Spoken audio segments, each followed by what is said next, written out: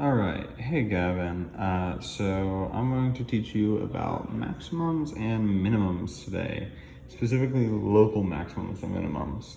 So this is a pretty easy concept. It's not too bad compared to some of the other stuff you might end up doing.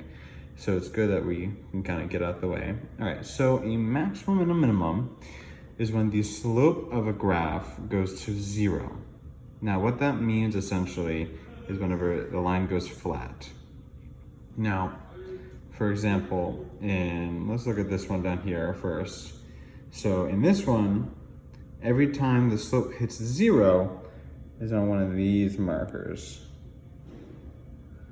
Now, the reason you may be asking yourself is, well, why isn't it down here, or why isn't it over here? Well, the reason for that is because it has these arrows. Now this means the line keeps going. So the line could keep going down, meaning it could be a lower point. It could swoop up, but we don't know, so we don't label it as a local max or min. Now, let's do this first problem first. All right. So up here, the question asks us at A, all local minimum values of H. Now, we are going to look specifically at values of H. Now, when we have a problem like this, H is our function, meaning that is our line. Now what that means is H is equal to whatever the equation is. So our H is essentially kind of like our Y value. Now, that means we are looking for the local minimum values of H. So our only minimum is going to be right here because the slope is going to be 0, or it kind of creates this curve.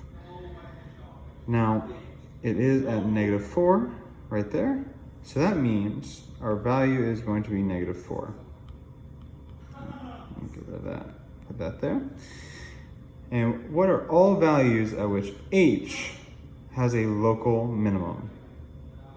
Now this is asking us specifically, which of these values is going to have a local minimum. So we look over here, our point is here, so we draw up, it's gonna be -2.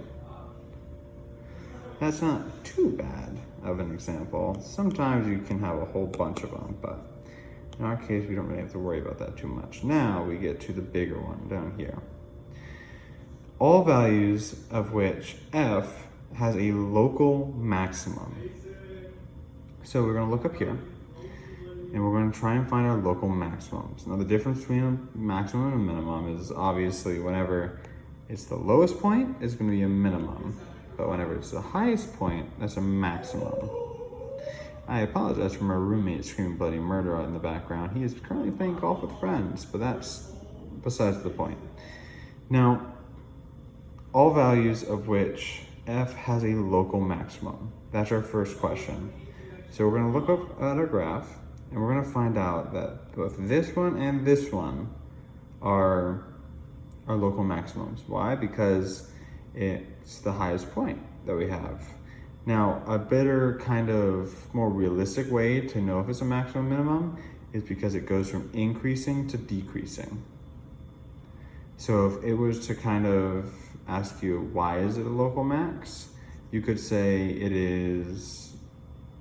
changes from decreasing to increasing. Changes from increasing to decreasing. So our local maximums are at the point -2 and 2. So we'll go ahead and write that down here. Now, all local maximum values of F. Now, F is a lot more common in algebra or whatever to be used as our graph. So that's nice to have. H is used a lot, and you really see any letter be used. I normally see a lot of T's or S's, H's, F's, and that's, G. G is another big one. G is probably used the second most, but normally it's F. So we have our value up here, our value up here. Now they're both at the exact same point. That's going to be positive 4. Easy as that. If that does not make any sense to you, let me know, and I will do my best to explain it better.